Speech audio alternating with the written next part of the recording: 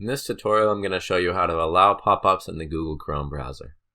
If you're going to use any of our Craigslist ad posting tools, you're going to need to allow pop-ups from admin.dealerwebsite.com. So I'm just going to go up to my URL here and copy this admin.dealerwebsite.com. We'll go into our Chrome settings in the top right. You're going to want to navigate to Privacy and Security in Site Settings. Now if we scroll down a little bit here, we're going to see pop-ups and redirects. You're going to want to go into that. And under Allow, we're going to click Add.